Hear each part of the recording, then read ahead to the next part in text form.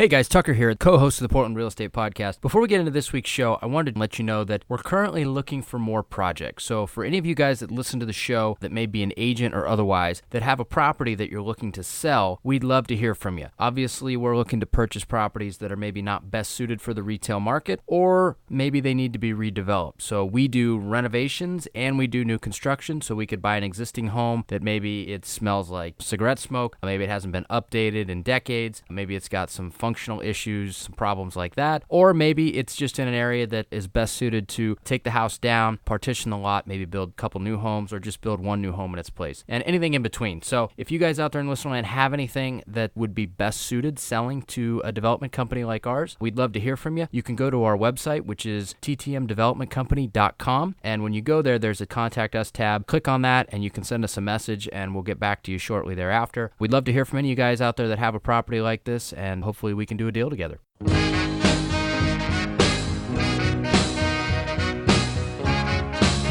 This is the Portland Real Estate Podcast, your number one place for anything you need to know about the Portland real estate market, along with in-depth interviews from our local real estate industry experts.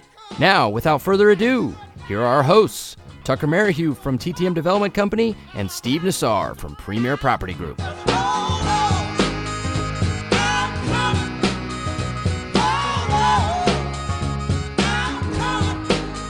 All right, everybody out there in listener land, welcome back. This is episode 104 of the Portland Real Estate Podcast. We're back, and we've got quite the episode for you. There might even be some name games, some word games, some adult beveraging, and of course, my co-host, Mr. Steve Nassar, and our secondary co-host, Mr. Joe. What's happening, guys?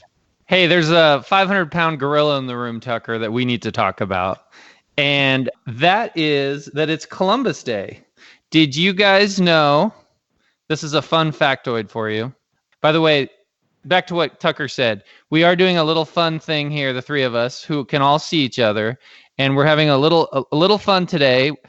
Every once in a while, Joe is going to hold up a word as one of us is speaking, and we have to say that word.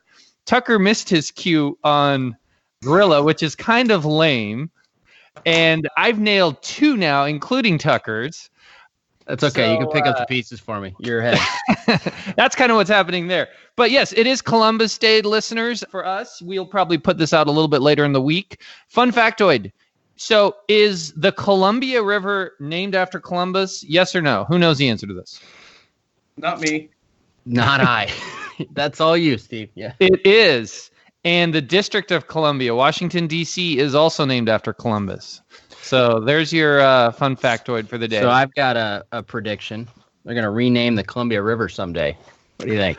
I could see that happening. I feel like this is one of those holidays like where people have 1 foot in, 1 foot out, right? Like half the stock market is closed, but the bond market is open.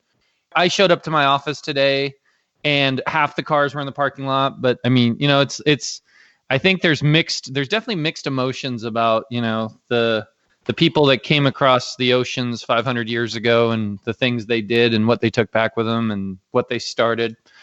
Yeah, I could see that happening. So we have Joe on the show. Joe, have you said hi besides putting up words that we have to say? Have you said anything? I haven't, but I am thankful to be here as always and looking forward to tackling 6 big, popular, most comments, most likes, most adversarial and thought-provoking topics. So let's dig in. From our best of masters. And I just have to point out, Joe just held up a word for Tucker while he was talking. So I'm assuming he was wanting Tucker to interrupt him and say the word. I will be going to Cabo San Lucas next month, by the way. So. Nice. Very nice. Okay. And while Joe is periodically holding up words, my superpower, that's his superpower. He gets to hold up words that me and Tucker have to say and weave into our topic. My superpower is I have an iPhone with a timer on it, and at any moment I can hold it up and start counting them down, kind of like a debate, presidential debate. So, and that applies to you too, Steve. Yeah. You got to do the selfie timer. Turn it around, right? So you can see it. Yeah, that's it. Okay, let's get into our topics. So the first one, Joe, why don't you kick it off? This was your actual post. A couple of these are your posts, Joe. Go figure. Oh, well, look at me. Maybe only one of them. Maybe only one's yours. There was another one that I looked at that was yours. Yeah, the first one, the last one. But no, there's two. One's a good one. There's two. Yeah. Okay. I will read it, and it's one of those fun "Would you rather?" And the question is from October 7th. Would you rather have one $2 million listing or four $500,000 listings, knowing that a $2 million listing has one buyer, one inspection, one appraisal, and four listings that equal $2 million, being four $500,000 listings? You're quadrupling your workload. What do you prefer? And that was one of those, if you think it, you ask it. And I was curious to see the responses, if people would be safe or if they would be betting on themselves. And what was the overwhelming response, by the way? Most people want the four. Most people want four $500,000 listings because all of the juice that comes with it, you have 4 times the amount of media, social media, buyers, runoff listings in the area, and they sell quickly. And even though you're talking 4 appraisals, 4 inspections, 4 negotiations, they know that they sell quickly, and the spin-off business is times 4. So the majority of the people went that route, and I don't necessarily disagree. $2 million today is not necessarily a super expensive price. Like when I started, $1 million was a super expensive price. $2 million today is a nice house and a nice commission, but not completely unusual. So my answer was a little bit sarcastic, that I want all of them. I want all the 500,000s and the 2 millions and everything in between. And the timer's up. So you got 49 seconds. Go. Yeah. Okay. I like a mix. Something to say, a $2 million listing generates $2 million buyers and sellers. And you don't need too many of those to have an outstanding year. You sell 10 of those and you're happy. So I'm not scared of the $2 million listings. I got the marketing power behind it, and I welcome all of those referrals. But I understand the $500,000 ones fly off the shelf if your marketing's on point and if you price it correctly. And that's my thoughts. Very Steve? concise. And he well stayed done. within his time. Good job, Joe. Good job. Thank you. Okay, so I was a little surprised by the comments, but I get them because I was that camp before. I for years, early in my career, I really did buy into the, I don't want to baby the big ones and have, and in that exact conversation, because I liked how you set it up, Joe. You made it an either or, right? And in that conversation, for years, I would have said that, a $2 million listing is like a petunia. I mean, it's just rare. It's something that you have to really, really, it's fragile. You have to take really good care of it. I'm nailing this word game, by the way. I didn't even know. On the $500,000 listings, here's a couple other things. You said it well, Joe, but a couple things you didn't say that I want to say, and they were mentioned in the thread. I do believe the average $500,000 listing is going to hold a higher commission for the listing agent than a $2 million one. It's much more common for a $2 million seller to go, whoa, will you do 5%? Will you do 4.5%? Whatever. They're going to say, hey, just like you said, Joe, this is the same, you're doing the same amount of work, and so can you take a reduction in your commission? That's much more likely to happen with a $2 million listing. With a $500,000 listing, I also think you have a higher likelihood that maybe someone on your team or yourself or a buyer could not only maybe get a buyer for that property, but other buyers elsewhere. And there is just much more activity. There's much more energy. I think as agents, most of us are in this business because we like to be busy. We want to be busy. And I think we like that idea of having 4 listings, lots of things going on, open houses, activity occurring. I've got a timer on me now. That said, I have gone a little bit more in the other direction the last couple of years, and I do see the value of having the bigger listings. I see the benefit of the efficiencies. I like that arena. I also think that those bigger listings help you get the $500,000 listings when you show that you're very capable of something higher. So in my comments in that thread, I put that I would want jokingly 2 $500,000 listings and one $1 million listing, and kind of have a blend of the two. And that's kind of where I am here today. But the overwhelming response, Tucker, was they wanted the 4 $500,000 listings. Tucker, you just like to sell the $2 million house, right? Or maybe $3 million house. I like strategery, as Joe would say. Yes. I've been on both sides of this thing. When I first started in this lovely business that we call real estate, we did a lot of lower end homes and a lot more volume. And since then, we've dialed back the volume and we've dialed up the price point. And I will say 2 things. Number one is it's less work for probably more money at the end of the day. There's a lot less friction, a lot less variables that you have to deal with on my end. So I personally like building the higher end homes better. But you also have to get there, right? You can't just jump out of bed and go build a high-end home. You have to build a bunch of little crappy houses first. Well, not crappy houses, but let's say less desirable areas, right? So that you can kind of build up your war chest and just your general knowledge base, and not, you can't go build a $2 million house if you haven't done a number of homes kind of leading up to that, right? But the second thing I will say is this. Our best buyers are our highest price point buyers. Our worst buyers are generally in the 500,000 range, which are your first-time home buyer, which I'll say it's not going to be popular, but it's often attached to more pain-in-the-ass agents that have pain-in-the-ass clients. And so, that's just what we found. When we deal in the higher end, people are a little more refined all the way around in how they conduct themselves, how they do business, how they control their clients' emotions. Their clients' emotions are generally more controlled on their own because they've been through this process a number of times. They're just a little more sophisticated buyer.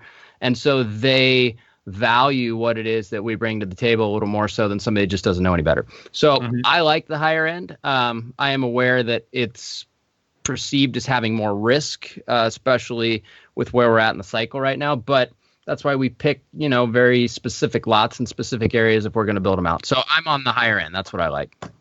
But you diversify. You also do the mid-range. Yeah. We do. Yeah. I mean, we look at it as like I got overhead and bills and people that we support with the company, right? And then we have these kind of beacon, projects that, help further our brand, and they're, very recognizable, and they just do a lot for, not only financially, but also for the brand overall. And so we kind of do both. So I guess I should say I have, foot on both sides, but I like the higher end better for the reasons stated. I like that word, Tucker. And it wasn't even a word that Joe held up and you had to say it, but you said beacon projects. And it reminds me of? It reminds me of the Street of Dreams, right? Like builders don't do the street. Oh, Joe's writing. Here we go.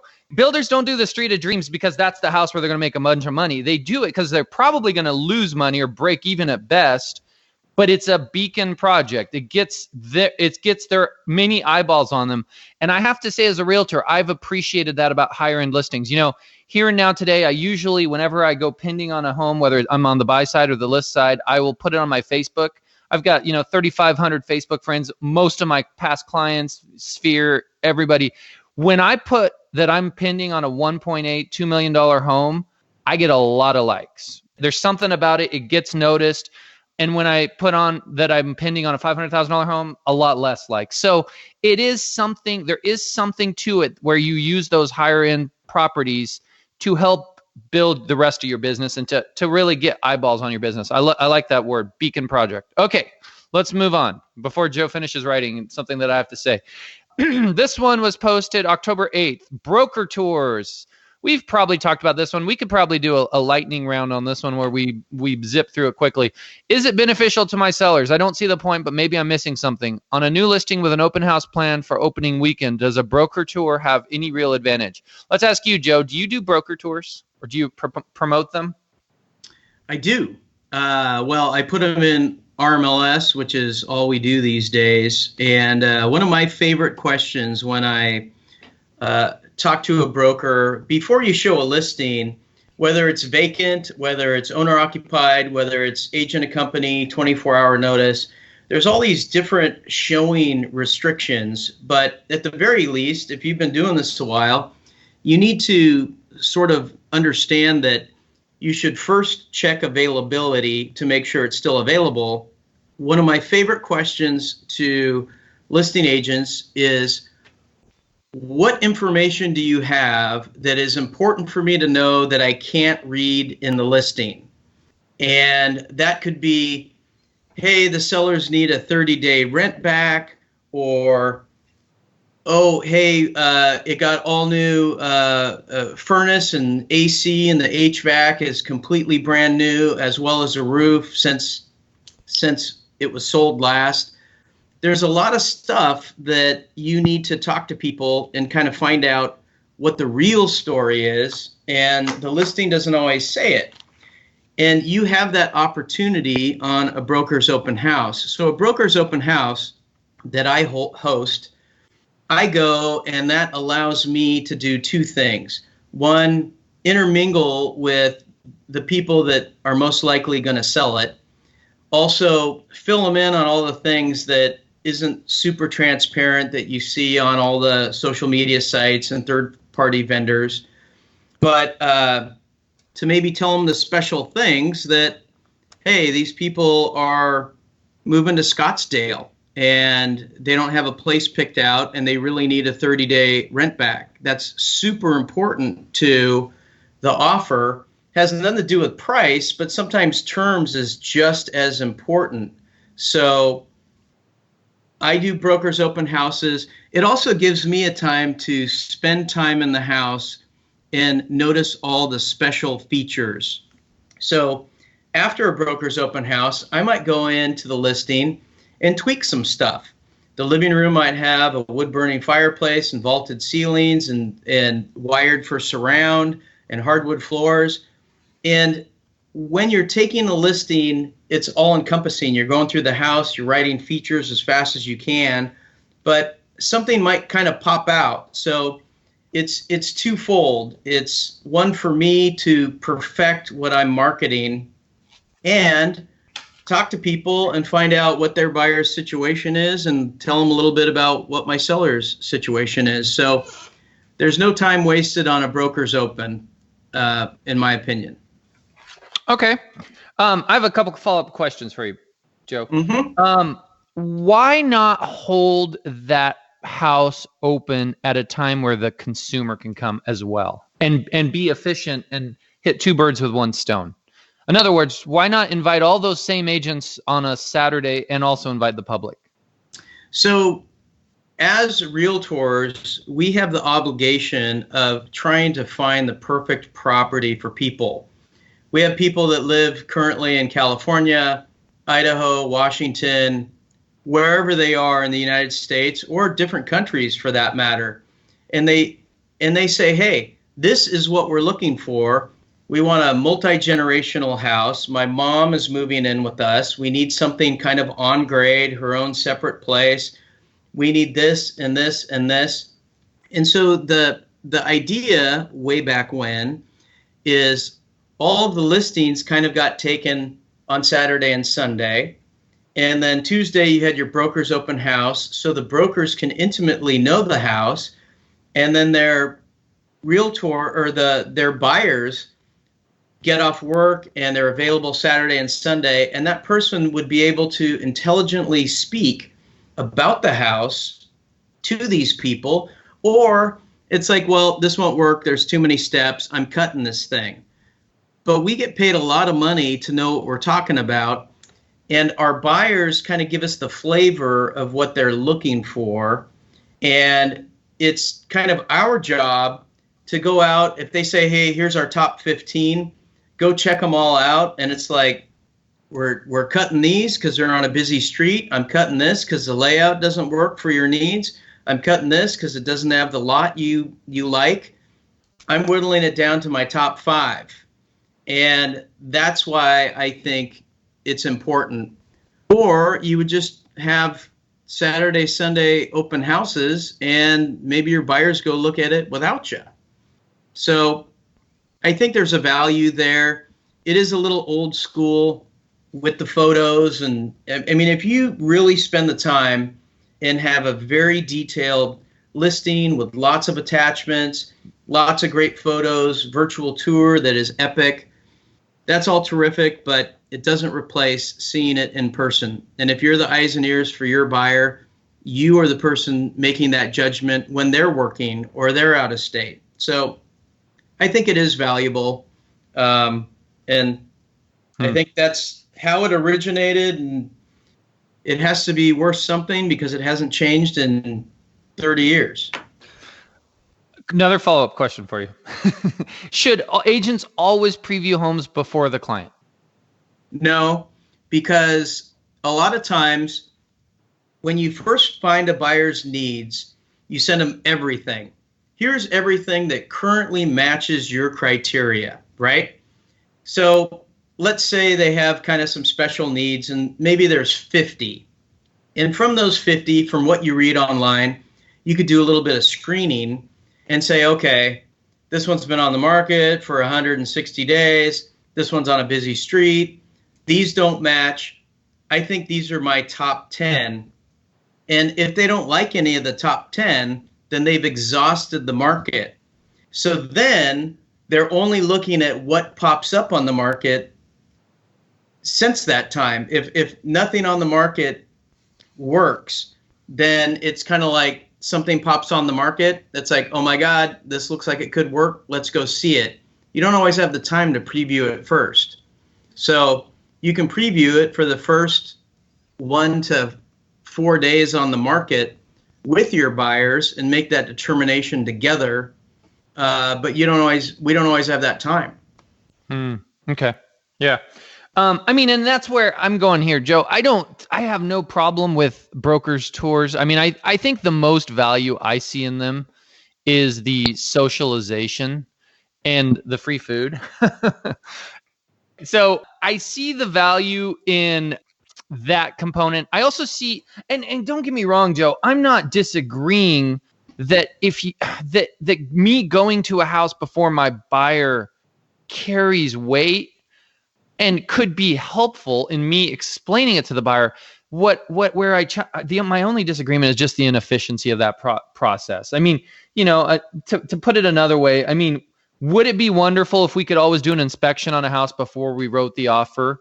Sure, right? But the process just doesn't work that way because you'd be so inefficient with your costs and your time, and a house that you're doing that on could get another offer by somebody else. My point being, there was a lot of people that said on that thread, well, any marketing is good marketing. Anybody coming to the house is a good thing. And I get it. It would also be in that same logic if I took a flyer of a house and just started randomly knocking on doors in Portland and just going, hey, this house is on the market. Hey, this house is on the market. Hey, I'm technically getting more people's eyeballs on the house, but is that the highest and best use of my time and the most efficient way to market that property? I feel like in this day and age where technology has changed and where you really can, if a property's properly marketed, you really can preview it sight unseen. And I get what you're saying about out-of-state clients, Joe, because I have plenty of those, but I like to FaceTime them for those showings. And I think there's tremendous value there. Going to the property, setting up a time, you have your iPhone or iPad, they've got their Apple product, you're FaceTiming the house, they're saying, hey, what's over in that corner? Where's that light switch? What's going on? That to me is really valuable. But for me, just to drive over to the house, and in our market, most properties, even on a good day, are 20 minutes each way. Drive to the property, go inside, walk around, ask some questions, and then leave there and old school call the client and describe to them what I saw, when chances are they already have seen the property.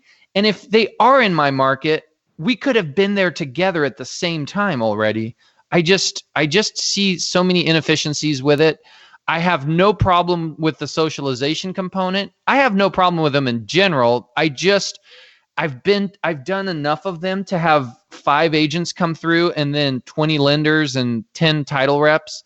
I don't know that they're well bought into. There was one great comment on that post, Joe. Did you see the comment from the gal in Medford and Ashland? Do you remember that one? No. There was and bless her heart for being in the masters group.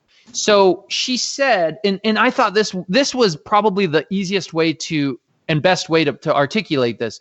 She said, in Ashland, they're very productive. We have such a small market. When a new house hits the market, us agents here, it's really valuable for us to go see it. Now we know, because it's such a small inventory, and everybody knows all the streets, and they kind of know, the different homes. They probably know the names of the sellers, etc. She said, you go however many miles down the road, you go to Medford, and that becomes a much bigger market. And you could be going on a broker tour to tour a home, and before you're leaving there that night, they're getting an offer. And what was the point of that process? And you're never going to know the entire inventory, and you're never going to know every house on the market. So it loses a little bit of its value. And I do agree with that. And so a caveat to what I'm saying also is I've seen our agents in Yamhill County. I've seen our agents in Bend. In some of those other markets, they do have higher value in that process because they can kind of wrap their heads around what's out there a little bit better than Portland Metro, where I just think going out and seeing, 5-10 houses in an afternoon, there's more productive things you could have been doing, including just sitting at your computer and looking at those houses and pinging them to your buyers and going, hey, what do you think of this one? You want to get out there and see it? And I think you can learn a lot from by going to those houses with your clients as well.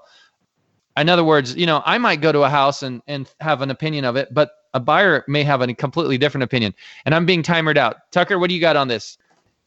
I like Joe's stance because what he's basically saying is you got to know the product you're selling, right? Like at the end of the day, that's really what he's getting at is like but in real time, like you said, Steve, good house comes on the market, it's priced well. It's probably got an offer within 24 hours. So what the hell does a broker's open really do, right? So you kind of got to get there and get after it with your buyers. So I don't know. I think it's a little antiquated, but at the same time, I like the logic Joe has where he's saying, look, you're selling a house. You actually should know the product you're selling inside and out. And so it's a good process to learn that. But yeah, I don't know. We're in a changing time. The technology's caught up to this old thing called selling real estate. And, things are going to change moving forward. And I want to say one last thing, guys. I also have a listing hitting the market the following week in Dunthorpe on Greenwood. And I'm doing kind of a hybrid approach, Joe. So check this out. On Sunday, the 27th, I'm actually going to go live like Tuesday or Wednesday, the 22nd or 23rd. And I'm taking it live then because with the new coming soon rules, you kind of got to be live for a little while to get some exposure out there to get people to your opens. So I'm taking it live the 22nd, 23rd. I'm marketing on everywhere, including Facebook, Mondo Flyer. I'm going to do a champagne brunch Sunday the 27th from 10:30 to 1:30. Me and several of my team members will be there. I think we're going to bring in like La Provence or something. So we're doing this peachy thing where we combine the best of both worlds, right? We're bringing in the public, we're advertising as an open house, but we're also trying to bring in the agents, any agents that want to come preview the house, who maybe don't have a buyer for it, but they're curious what this property looks like. This is an awesome estate in Dunthorpe. It's $1.6 million, 1.595, which I think should go quick at that price point. We'd love to see as many agents as possible. We'd love to see the public. And I just said a word that Joe held up, and I bet our listeners don't even know which one it is. Let's move on to the next subject. Craig Olson. I'm listing a house that was a drug house in the early 2000s. It was an ecstasy lab. I mean, it was the early 2000s after all, which can be just as toxic as meth. It was cleaned up and received the state of Oregon's clean bill of health, and I did attach the occupancy certificate to the listing. As a buyer's agent, would you, A, like to know this before showing the home, B, like to know this after showing the home but before submitting an offer, C, not really important as long as it's disclosed and there's paperwork? Tucker, you want to take this one? I don't think it's important. We've renovated so many homes that probably had way worse stuff than people making and taking ecstasy in it. We've had, some naughty stuff, Joe, we've seen over the years. all they do in a house like that is you rip out all the surfaces and drywall anyway and put it back together. So it's like a gut rehab anyway. So we gut rehab just about everything that we do. So it'd be like, this home has had a gut rehab. I mean, to me, it's the same thing. So I don't think it matters. I think you're better off checking out your neighbors and make sure they weren't the buyers of, that previous product and that they still live there. That's what I have to say about it. Yeah. I was a little surprised by this one. On this one, it's early 2000s. That's 19 years ago. Is this the first sale since then? That I was a little confused by that. I didn't quite understand that. I'm all for disclosing. If this warrants being disclosed, and I don't know actually technically the rules. Maybe you do, Joe. Like if a house is a drug house in 2000 and the state of Oregon gives it a clean bill of health, and then somebody buys it and they live there a normal life for 5 years and they sell it, do they have to disclose something? I believe that you should disclose everything. And my opinion on this is, when do you want a deal to blow up? And just lay it all out there. People will call and say, tell me about this drug house and it's certified. And then I can go through and supply documentation and tell them, look, you can't really change history, but you can disclose it. And I think it would be sort of against the ethics if we tried to take it through a professional inspection, a sewer scope, radon, all the other scopes, an appraisal. And then once they're vested for a couple grand saying, oh, by the way, this was a drug house, but it's all certified. I think you lay it all out there because it's going to be uncovered sooner or later. You might as well uncover it at the beginning and search for the correct buyer. And if people are freaked out about that, then so be it. That's not the buyer. Public comments, Joe? No, I don't know that there's only 440 characters allowed in RMLS, which I might keep that one out of the public comments. I might keep Put that one in the agent out of the comments, public yeah. comments. Yeah. You only have so much space, so you're going to talk about the house and the location, all the special features and all the amenities, and the neighbor's an asshole, or they have barking dogs, or by the way, the roof is currently leaking. That's kind of second level, but I think that second level has to be put out there immediately. Maybe you upload it as a PDF for that broker to download and look at. The disclosures. At first glance, they have the opportunity to read disclosures, read all the facts on the house of when things were changed, the amenity list, all the reasons why the seller loves it, and some of the things that the new buyer should be aware of. If that broker doesn't go look at those and download them, it's something I would bring to their attention sooner rather than later, because there isn't a commission big enough to have something come back at you within the 6 full years of the statutes. So I think you get it out there. There's another topic that we're talking about today, which talks about buyers are like as is, where is, and when do you say that, and do you say that? I think that's probably second level. That's not going to be on your flyer. That's not going to be on your first run advertisement. And I'm not trying to be like an unethical walrus here, but what I really want is truth in advertising. It has to be. And if you hold that out until the buyer is more vested financially, it's going to bite you. Don't you think? I like it, Joe. I like it. And I'm all for disclosing. And one thing I would always also agree with is even if you get that offer, you don't want to click pending until you go, now you did see this, right? And you've gone over this with your client, because you don't want that sale fail in your history if at all possible, needlessly. I think timing is a great question on this one. You definitely don't want to lead with it, and you don't want to harm a property. You don't want to black eye a property. I mean, again, it's 19 years ago. I'm sure a lot has happened since then. It has a clean bill of health, but but you also don't want to be too late in the game. So that proper timing is key. And I liked your approach there, Joe. Let's move on. Emily Zillow. Hetrick. You love Zillow, but so I'll read it for you, and then I'll let you comment on. Me and Zillow broke up. Yeah, well, I'm sure you still have some feelings. We're like that. We're like that couple that's got divorced and then remarried again. Okay, so Emily said, quick question: Zillow incorrectly has AC listed as one of the features on a house that I have listed. My RMLS listing is correct, of course, and the house doesn't have AC. Now a buyer with an accepted offer is wavering on the purchase because she thought it did have AC. Can a buyer back out prior to inspections for something like that? I did go through and fix 3 of her listings, I guess, that had incorrect info regarding AC because of Zillow. And then one house that actually did have Zillow or did have AC, Zillow said it didn't. So obviously she's frustrated because she's apparently Zillow's a little shaggy on their data, it sounds like. So anyway, what do you think, Steve? You broke up. I was under the impression Zillow was aggregating data directly from the MLS. So how could they possibly get that wrong? But maybe I'm wrong. Yeah, well, one thing I'll point out, Emily Hetrick, she does a lot with Zillow. I've actually gone to several Zillow events. I went to one in California and I went to one in Texas, in San Antonio, and Emily was at both. And those are the times I've spent the most time with her, getting to know her. She's a great gal. So what I want to do to keep our listeners abreast of how this topic works, it does pull from the MLS, but it's not a perfect process. Remember, Zillow pulls from every MLS, and they're all different, right?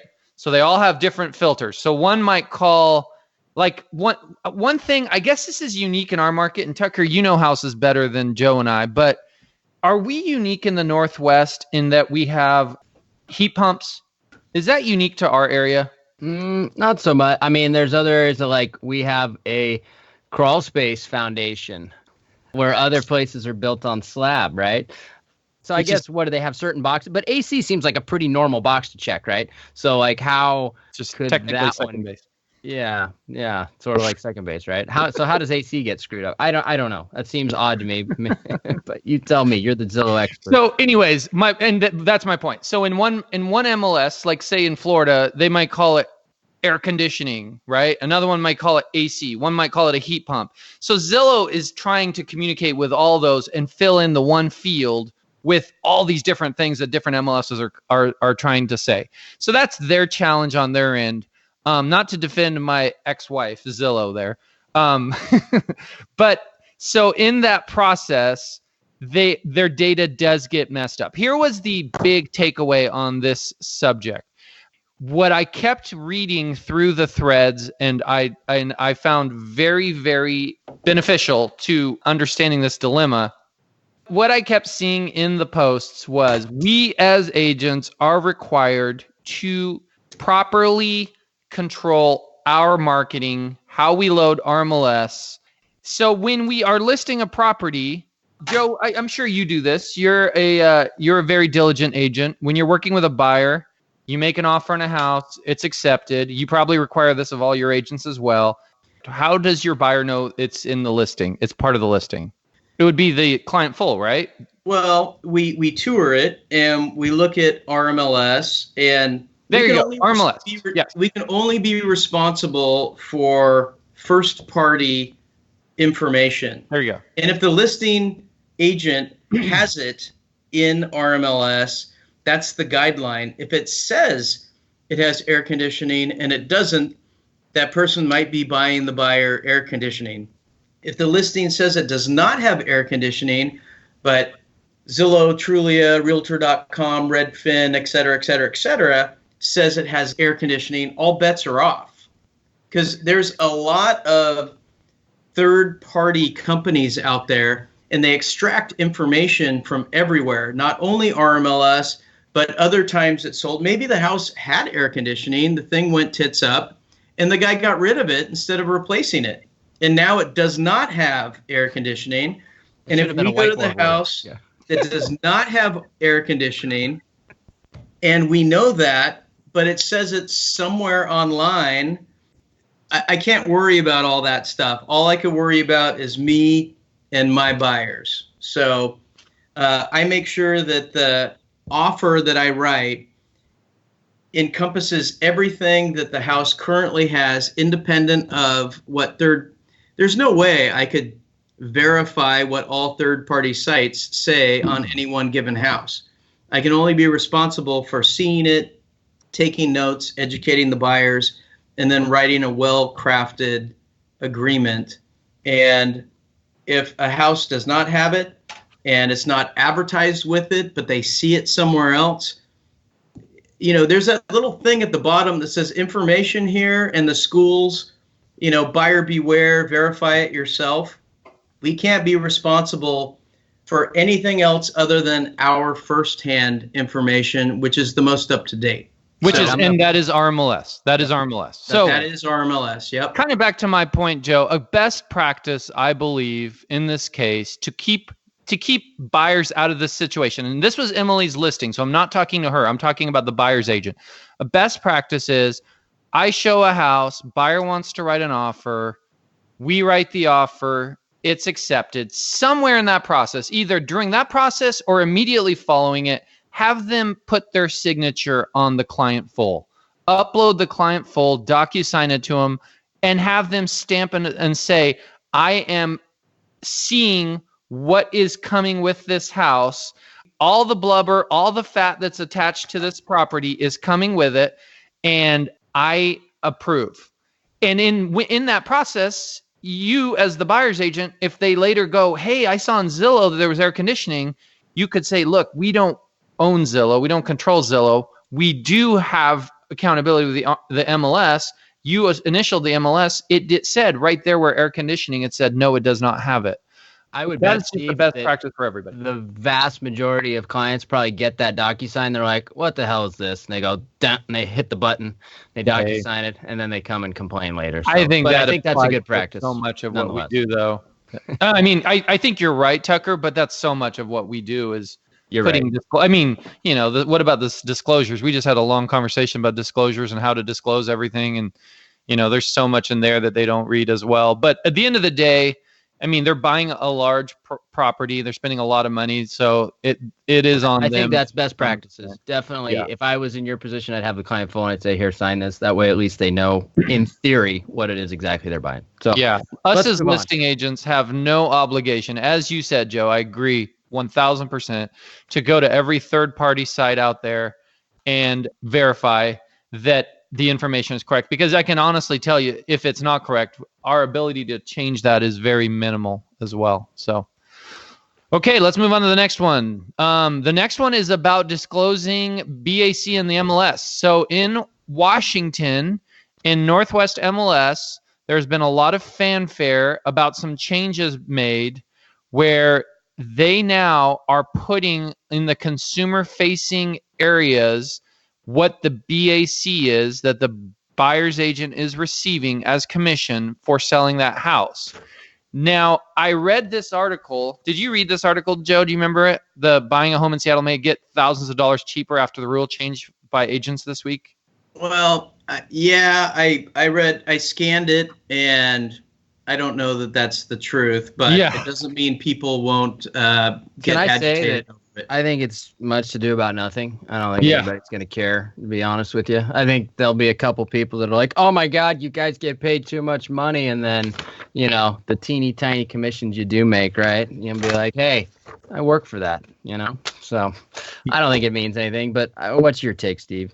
No, I agree. I just don't see the huge – I think it's change. It's different. And I think agents are running around saying the sky's falling. They're lumping this in with a lot of the other technology and the iBuyer. My gosh, I'm so tired of hearing about the iBuyers and the Open Doors and the Zillows. Yeah, can I just say, we needed a post on here. Quit posting that damn shit on Masters. It's like not every house is a fit, and they spend way too much damn money on their marketing, and they market people they shouldn't market to. Take it, throw it in the trash. Quit trying to think if they want to buy everybody's house. They just are terrible marketers right now, and they got way too much money to spend. I hate it when people post that and they're like, I sold this house for $200,000 more. It's like, well, you should have. It was a retail house. It wasn't meant for you. They don't know how to market yet. They'll figure it out if they stay in business. The end. Right? I love it. I love it. I agree. I had to comb through, as we were coming up with topics for today, I combed through about 10 different posts about iBuyers, and I was like, I can't talk about that anymore. I just did for you. So there we go. Yep. You turned a little red when you were saying that, Tucker. I know. I see it so many. In my feed is just like littered with. Are like taking massive offense to it. It's like you're not the right fit for them. They just spend too much money on marketing. So.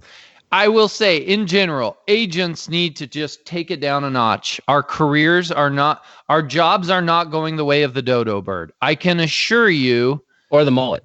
Yeah. Or the mullet. I can assure you, every industry out there, I mean, for crying out loud, truck drivers are concerned that in the coming decades, there's going to be self-driving trucks. I mean, if technology is affecting truck drivers, we as real estate agents should be sitting really pretty, right? I mean, there is so much that happens in a transaction that we are a party to. There's so many technicalities. There's so much money. Our jobs are not going away. We just need to stop freaking out every time there's a change. This is one of those changes. The MLS, probably in response to that lawsuit that's claiming that that the real estate agencies or the National Association of Realtors is forcing every seller to pay buyer's agent commission. This NMLS is choosing to disclose that upfront to the consumer. I look at it from both sides. You've got, from a seller's side, my experience with sellers is most of them want to incentivize a buyer's agent to sell their house. So when I'm competing on a listing and a seller's trying to get me down on commission, I think it's beneficial for them to know exactly what that other guy that is competing against me is offering. And I think it's good for them to realize there are people out there who might do things at a discount, but they're also passing that discount on to the buyer's agent, which is hurting that listing. So I see it that way from the listing side. On the buyer's agent side, I mean, I don't see the downside to a buyer you're working with as they're looking at homes, seeing that, hey, they're going to pay you. That's great. I like you. You're doing a good job. You should get paid. I just don't see a big issue there. And if they do have an issue with it, you probably don't want them as a client. Yeah. Joe, what's your take? Well, so none of that changes the price of the house. The broker can be doing it pro bono, or they could be getting a big fat BAC. It doesn't change the price of the house. So market value is market value. If you give a good offering and you generate all kinds of excitement and activity, then whether that guy's doing it for free, a reduced commission, a full commission with the bonus, it doesn't change market value. It's sort of looking at how much a seller makes on the sale of a home, right? That is irrelevant absolutely and completely to the value of the home. I mean, there's someone that bought a house for more money during the Depression, and they're selling it for less now. And there's people that inherit houses and they get a free house. How much people stand to make has nothing to do with market value. Market value is the highest obtainable price in a reasonable amount of time without a major pain in the ass to everybody involved. And you look at that property, you market it to the world. I don't know why it's relevant that they post a BAC out there, because it really doesn't, it's not relevant to the buyers. They're judging the house on its own merit and what they're asking. They're comparatively shopping. They're looking at 10 other houses that are similar. And I think it's dumb, but there's a lot of Chicken Littles out there that hey, they're posting the BAC, they now know how much we make, or we have iBuyers in our market, or all the things. It really isn't relevant to what we do on a daily basis. So I don't really give this a consideration. I'm glad it was posted as a topic. There was a lot of awesome comments, but if they bring that to Oregon and it's a thing, it really won't change the price of the house. Don't you think, Tuck? I think so. Did we lose our cohort? No, there he is. Okay. He's got him and his chicken legs having had to run to the technical bathroom, huh? Yeah. I don't think it doesn't matter. It doesn't matter. I think you put it well, Joe. The price of the house is the price of the house, right? If a broker makes a big fat commission or they make a little one, the buyers of the world are going to pay the same price. So what in the world does it matter other than just knowing which percentage of that pie goes to the broker versus the seller? It still goes to somebody. So that's my take. Yep. Steve, anything Cool. different? Are you good? You're good. Let's move on. I'm All good. We got a good one here that Okay. I've never seen. This one's yours, Tucker. We want. Yeah, so this one's interesting. Adair Homes is suing one of their buyers for a negative online review. Thoughts? Anyone work with them? I never have. By Betty Jung. Jung. You know how to say her last name? Probably No. butchered it. But anyway, Betty, good to see you. If it's Spanish, it would be hung. Yes. Jung. Jung. Yeah. I guess Jung. Yeah. Anyway, so this seems crazy to me that they could actually sue somebody for a bad review. I guess can restaurants sue people that get on Yelp and give them a bad review because somebody was 30 seconds late to give them water at the table? I don't know. I read a little bit in the article, and there is there are cases that have occurred in the state of Oregon where there has been lawsuits over reviews. They have to be able to prove it false, and there has to be, there's some levels to it, but it has happened. Yeah. So I will say this, if somebody puts just complete BS out there about the way that you've done something or whatnot, it irritates the hell out of you. So maybe, I'm not saying this happened, but it's possible that whoever put that review up there might have embellished a tremendous amount or twisted the truth, which is why they went down the route of suing them. Because we did have somebody once who said that we didn't do this and we didn't do that, and we said we were going to do it, all of which was false. And so I think it was on, I don't know, it's on one of these platform sites, and we actually responded. We didn't sue him. We just responded nicely and said, actually, we did do all those things. I don't know why you don't remember that, but we followed through with all of our obligations. But that was really irritating to have somebody do that. We also had somebody post and slander one of our projects that we spent a ton of time doing because they had vinyl windows and they thought that they should have been wood windows. So they said it was just a cheap, shitty remodel and blah, blah, blah, blah, blah. So, I've been on both sides of it. I understand, the feelings of you want to reach through the computer and strangle somebody. But to take it to the level of suing them, that does seem like you got a little bit of extra time and money laying around to just go kind of waste. So I don't know. Seems a little crazy to me, but at the same time, you are buying a track builder home. So, they bang those things out and they're probably, they're new, but, they bang them out, right? So kind of is what it is. Mm-hmm.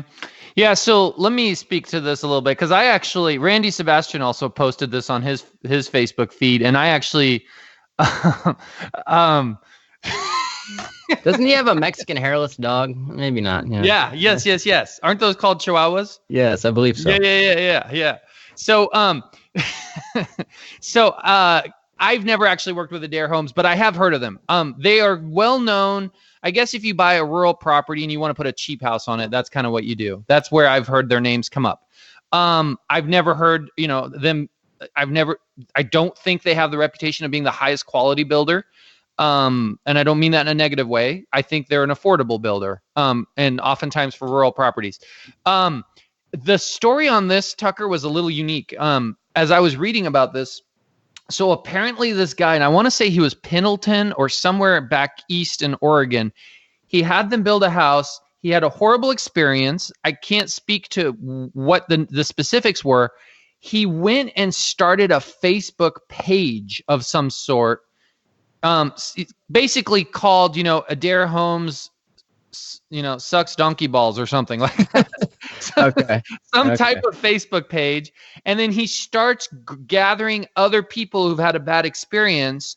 And apparently what was happening was they would post all this negative stuff. And whenever a dare would go on there and try to refute it, they would erase their posts. So finally, Adair chose to sue him. Now, here's the part that's ironic to me. Like, I had heard nothing of this until I read about the lawsuit. So my summation of this is you probably did more damage to your reputation by suing these people and bringing to light what was going on with this person and making a bunch of people go look for that Facebook page than you probably would have done had you just let this guy fester in his hatred of you, be it right or wrong or otherwise, in his process. I agree. So I think they should have let the hashtag Adair sucks donkey balls just run its course. Just let it fade out into the world of, the online world of nothingness. I think you're right. They put this in the spotlight by bringing litigation towards it. You can't really stop people from having an opinion online. There's a lot of keyboard cowboys out there that say all kinds of crazy stuff, right? So you just have to kind of let it go. And I don't know that this was the right thing to do, but they did it. So yeah. You got anything on that one, Joe? Anybody can sue anybody else for anything, and there's a lot of slander and a lot of things going on the internet that isn't exactly top shelf, and that person needs to think about, I'm responsible for what I post and where I post it, and if I piss off enough people, I'm going to have litigation come down on me. And it doesn't matter if you're innocent, guilty, gray area. If someone wants to sue you, you have to, it's like blackmail, you have to pay for a defense. So it is a real thing. And, the guy that was mad at, he bought his Adair home and the siding fell off and he didn't like all the things and the people weren't nice. And he's going after Adair Homes, not to mention an 800-pound gorilla that this little guy who's pissed off is going after a big corporation who's going to lose every single time. We face this in Masters, right? Masters is an outstanding group, and we have zero tolerance for people that break antitrust laws or break any of the rules regarding marketing, advertising, bashing a company or an individual. So it is a real thing. And I would be very, very careful on I personally am very careful about what I post.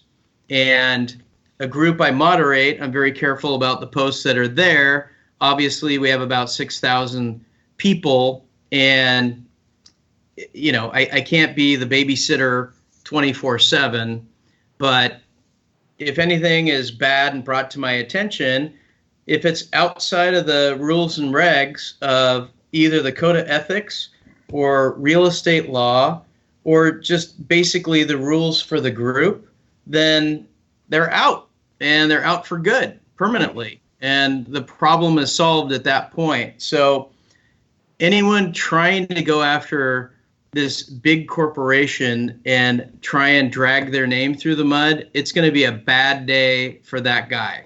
So I know the guy was pissed off. I think he went about it the wrong way. And depending on how much he pissed off Adair Homes, it could be $100,000, $200,000 mistake. So I kind of keep that close to my chest. I let the people know that need to know it, but that's about it. I mean, that's a big boo-boo, and I mean, we're talking thousands of dollars and hundreds of hours, and nobody needs that in their life. So everything I post is 50,000 feet. I don't want to piss anyone off. I don't want to hear their opinions or ideas. I just want to lay it kind of out there for the purpose of ethics, knowledge, education, getting a little bit smarter, getting a little better. We're all in the same gene pool, and if we're all going to have deals with each other, if everyone's better, it makes it kind of easier for all of us. So I've had my fair share of bad experiences, and I'm not going to be the town crier shouting from a mountaintop trying to drag them through the mud, because I don't have the time, money, or desire to do that. So in my opinion, the guy's an idiot. He could have 100% relevant reasons for being mad at Adair, but he went about it the wrong way. That's my thought. I think you should have read the book, How to Win Friends and Influence People. He probably would have got a lot farther with that one, other than hashtag donkey balls or whatever he put up. So anyway. Right. Hey, Joe, sidebar. So I'm looking, Masters is up to 5,300 members. Wow. Does that mean you're no longer able to friend everybody? Because you can only have 5,000 friends, right? Yeah, I can't friend everybody, and that's been difficult because part of the approval process is if someone has a very private account and if you're not friends, you don't know that they're a realtor or in the real estate related business. Mm-hmm. So it gets a little bit more difficult. Now, when they go to join the group, there's questions that are mandatory to answer. If they don't answer it, they don't get in. So gotcha. Sometimes if someone recommends a person, that person might not necessarily know there are questions. If they're a little bit more open with their profile, I can see that they're a realtor or a lender or an attorney or a title person, and they will get approved if we have a little bit of verification. But it's a little bit more difficult because everything was completely transparent. Now it's not. And so now the responsibility is the person that wants to join. And hey, look, we get 10 a day of people who aren't brokers, that they say they're a broker and they post like a broker license number that's bogus, because we do verify those. And, you know, lurkers really don't hurt much, but the first time they post something stupid, they're out. So mm-hmm. I think our filter is pretty good, but it was a lot easier when you friend people. Yep. Okay. All right. We're going to go to the lightning round. I think we do. Yeah, let's do one more here. We're running long. We're going to lose people here, so let's do this last one and we'll lightning round it. Okay. So we're going to do lightning round. Each of us have 2 minutes to talk. We'll do well, Joe, let's do your team one. Tee it up. Okay. So I posted something September 23rd. When is your team not my team? Occasionally at the beginning of a transaction, we get asked to send all emails and texts to the lead agent, their assistants, their TC, their buyer's broker, their SkySlope transaction email address, and whoever else is on their team. Basically, tag everybody on that side of the transaction. The question is, when is someone else's team not your team? What really is your responsibility? Do you try and comply with this wish? If they want this, should they have a team email address? Is it your job to make a distribution list for that team? Do you only reply all? If you get an email from a bunch of people, do you reply all and that's it? If you generate something, do you only send it to the team lead? Basically, you get the idea. Look, we always try and accommodate. They have a TC, they have the head broker, they have everything else. I like to get my information to that side. That's my responsibility. Whether it's the broker bringing the offer or their assistants or TCs or buyer brokers or whatever else, I always give it a strong effort. Sometimes I respond by text or in my car or an email that I send when I'm out in the world, and I don't necessarily have all of those people saved as contacts. So I really do make an effort, but I think the underlying thing is when I have a response, my first and foremost responsibility is get it to that team lead. And from a liability standpoint, that person that writes the offer is the only person I am 100% assured has the same confidentiality rules as I do. When they start bringing in lenders and all these other people that I don't know who the heck they are, I think there's a breach of liability that I don't necessarily know who has the same confidentiality. So as you go through the transaction, you realize kind of who the players are. But if I'm out in the world and all else fails, I just get it to the team lead. If they have their system set up, they either have a distribution list so everybody on their team sees their emails, or it's their responsibility to forward it on. The effort is made to try and do that, but it is rarely 100% from me. Yeah. Let me speak to this a little bit here, guys. As a team leader who does have a team, and I encounter this on both sides. So a couple things. I mean, first of all, hey, your timer just went off. You did good, Joe. You stayed within your time. Thank you. When we go into escrow on a buy-side transaction, we do introduce to the other agent our transaction coordinator, and we do ask them to be copied on everything. But we also don't get upset if they if they don't. I'm not saying that word, Joe. That is an inappropriate word. Write something else in purple that I can say. And then, but we don't get upset if they do. And I saw that was commonly said here. And I applaud the agents. I felt like there was a little team hating going on in some of these posts and some of these comments. And I get that there's different teams are run different ways. One thing I can tell everybody here on this podcast is if you send an email to me, it is going to get air traffic controlled because 4 different team members have access to my email. And wherever I am, somebody is seeing that email and they're going to route it and make sure if somebody wasn't properly copied, they're going to make sure all the right parties are copied. So we do take care of our systems on the backside of this process. And so we like to ask that favor. Hey, if you can, try to remember to copy our transaction coordinator. But if they don't, we're going to be fine. We're not going to keep asking them, and we're going to move on. I think so. There's some basic systems an agent can do when upfront, having some tools and some spreadsheets or whatever you do. A Google spreadsheet is a very basic Google spreadsheet for all your open escrows is a very simple way to have in front of you at all times on a second monitor, all the different emails that you need to copy, all the different parties involved. But I liked a couple comments in here where they're like, let's try to get along with people.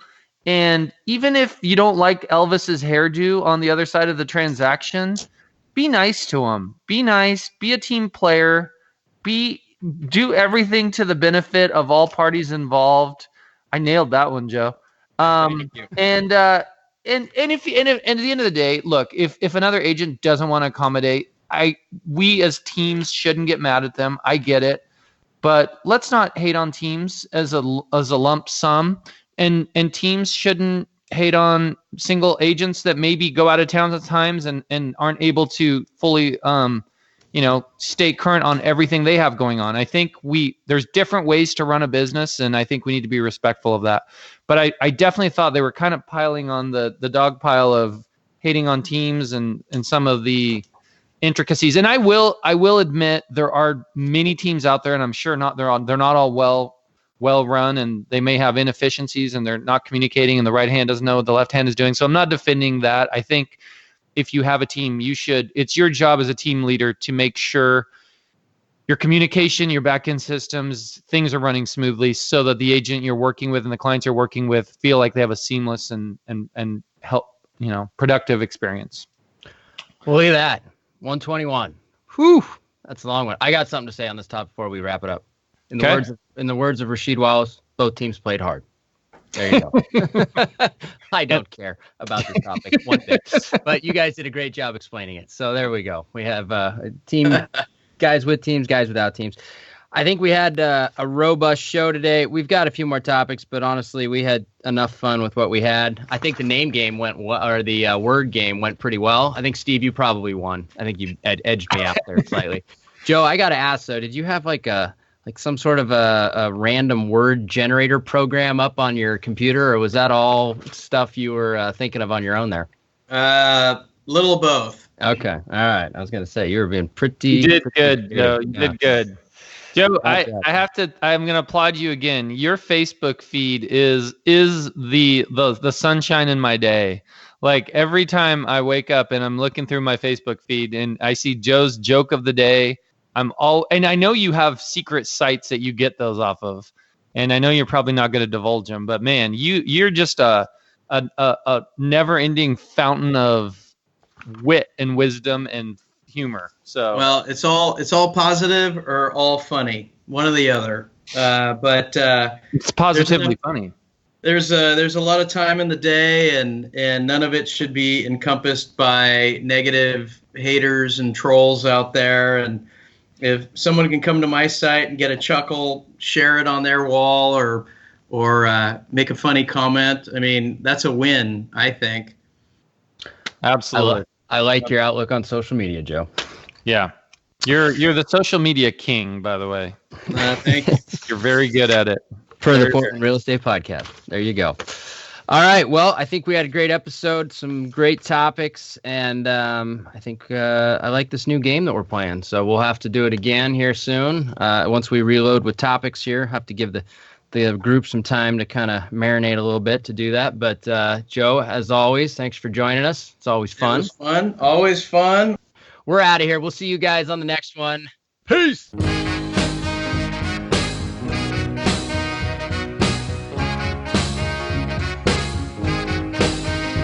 Thanks again for listening to our show, and make sure to tune in next week for another great episode of the Portland Real Estate Podcast.